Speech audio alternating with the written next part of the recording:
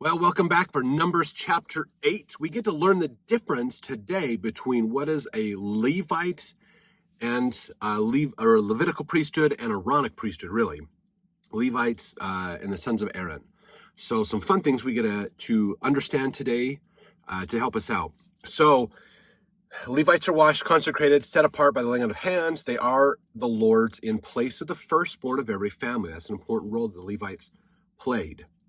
Instead of the firstborn of every family being dedicated to be a priest, basically, they dedicated the tribe of Levi to be the proxy priests for everybody else, basically, to administer. They are a gift to Aaron and his sons to do the service of the tabernacle, so they're there to help him. All right, and the Lord spake unto Moses, saying, Speak unto Aaron, and say unto him, When thou lightest the lamps, the 7 lamps shall give light over against the candlestick.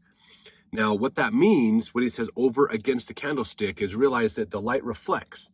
So the light will shine out. And of course, the opposite side of the room from the candlestick is the table with the shewbread.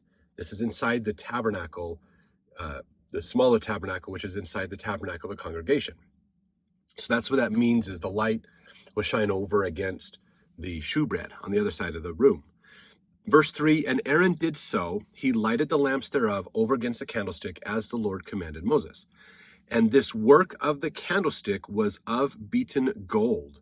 Unto the shaft thereof, unto the flowers thereof was beaten work, according unto the pattern which the Lord had showed Moses. So he made the candlestick. Remember, that goes back to the book of Exodus, towards the end of the book of Exodus, when they were getting the tabernacle prepared and all those instructions.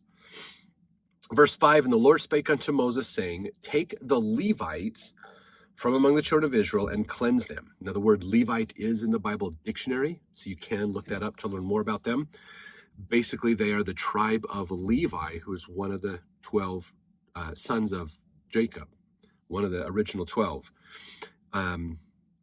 So that's a Levite, is a descendant of Levi, basically. Verse 7, And thus shalt thou do unto them, and to cleanse them. Sprinkle water of purifying upon them, let them shave all their flesh, let them wash their clothes, and so make themselves clean. So it's important to realize that when the priests come in to do the work in the tabernacle, they come at it from a standpoint of they have to be washed and pronounced clean before they can officiate in the ordinance work. So they had to take it really serious to be clean, to be prepared for the officiating that they are doing.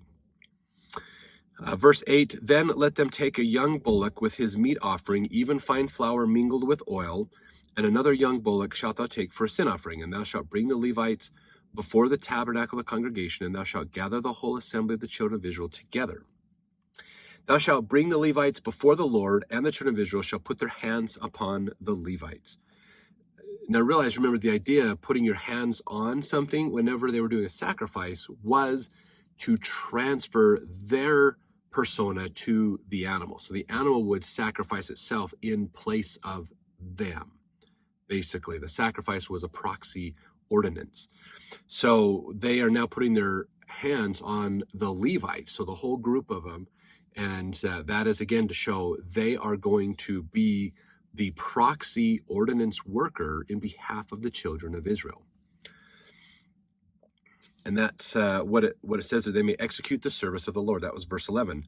Verse 12, And Aaron shall offer the Levites before the Lord for an offering of the children of Israel, that they may execute the service of the Lord. Verse 12, Now the Levites shall lay their hands upon the heads of the bullocks, and thou shalt offer the one for a sin offering and the other for a burnt offering unto the Lord, to make an atonement for the Levites. So they transfer all of the stuff to the Levites. The Levites will then transfer it to the offerings and then make the offerings, basically. That's what's going to happen. Now, verse 13, Thou shalt set the Levites before Aaron and before his sons, and offer them for an offering unto the Lord. Now, this isn't saying that we're going to sacrifice the Levites, kill them and spread their blood around and things. As an offering unto the Lord, they dedicate their life to serving in the tabernacle, okay?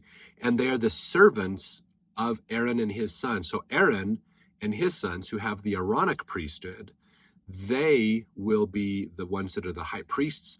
They're the ones that do the officiating, but the Levites, the Levitical priesthood holders, they are the ones who will be supporting and helping the Aaronic priesthood holders in their duties, basically. So verse 14, thus shalt thou separate the Levites from among the children of Israel, and the Levites shall be mine.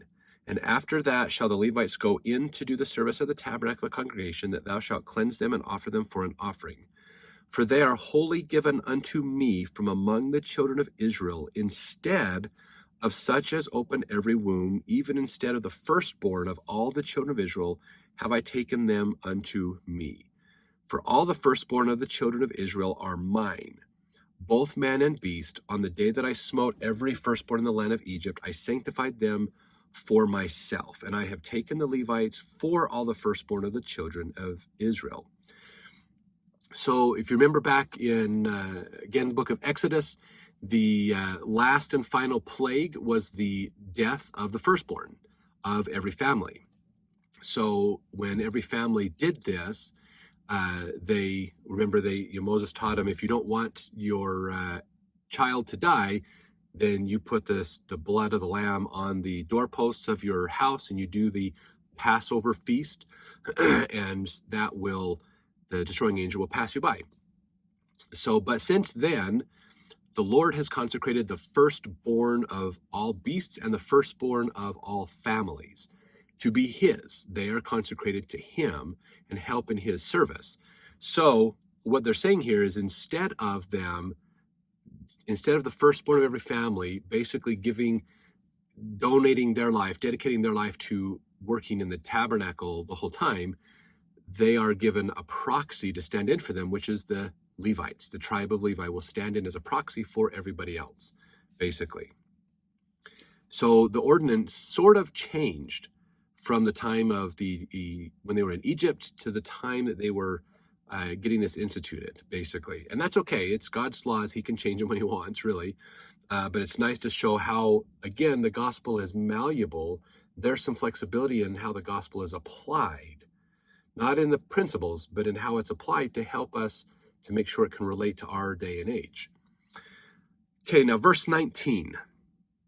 And I have given the Levites as a gift to Aaron and to his sons from among the children of Israel, to do the service of the children of Israel in the tabernacle of the congregation, and to make an atonement for the children of Israel, that there be no plague among the children of Israel when the children of Israel come nigh unto the sanctuary. So they're given as a gift to Aaron. So they don't necessarily hold the Aaronic priesthood, they hold what's called the Levitical priesthood. And that might be confusing. What's the difference between those two? This is a common question that comes up when you study the Bible, is why Levitical versus Aaronic? And then there's, of course, Melchizedek that Moses had, which will soon be leaving them. Joseph Fielding Smith, in his book, Doctrines of Salvation, volume 3, page 86, this is what he had to say about this. He says, the Aaronic priesthood is divided into the Aaronic and the Levitical, yet it is but one priesthood. It is merely a matter of designating certain duties within the priesthood. The sons of Aaron, who presided in the Aaronic order, were spoken of as holding the Aaronic priesthood, and the sons of Levi, who were not sons of Aaron, were spoken of as the Levites. They held the Aaronic priesthood, but served under or in a lesser capacity than the sons of Aaron. So they're the same priesthood, but the Levitical priesthood holders had less responsibilities than the Aaronic priesthood holders. So there was just a little bit of a difference in there. So not a ton of difference, but just a little bit difference of who is responsible for what. The Aaronic priesthood holders did the ordinances. The Levitical priesthood holders helped the Aaronic priesthood do the ordinance. Basically what it is. All right, verse 20, and Moses and Aaron and all the congregation of the children of Israel did to the Levites according unto all that the Lord commanded Moses concerning the Levites, so did the children of Israel unto them. And the Levites were purified, and they washed their clothes, and Aaron offered them as an offering before the Lord, and Aaron made an atonement for them to cleanse them. And after that went the Levites in to do their service in the tabernacle of the congregation before Aaron and before his sons, as the Lord had commanded Moses concerning the Levites, so did they unto them. And the Lord spake unto Moses, saying, this is it that belongeth unto the Levites from 20 and 5 years old and upward. They shall go in to wait upon the service of the tabernacle of the congregation. From the age of 50 years they shall cease waiting upon the service, and shall serve no more, but shall minister with their brethren in the tabernacle of the congregation to keep the charge, and shall do no service. Thus shalt thou do unto Levites touching their charge. So they were to wait. When they were 25 years old, they could go in and wait. And if they were called up to be used, great. They were there to be Johnny on the spot, to be handy to help the Aaronic priesthood holders with the sacrifices. So they could help corral the animals. They could help in killing the animals. They could help prepare the animals.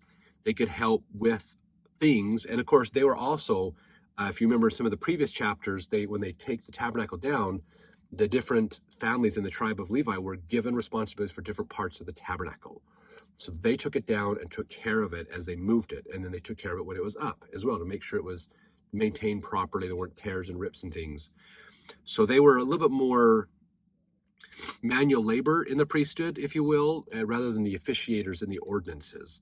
But still a very important point about the differences in the priesthood and how that worked out. So thanks for watching. We'll see you in the next chapter.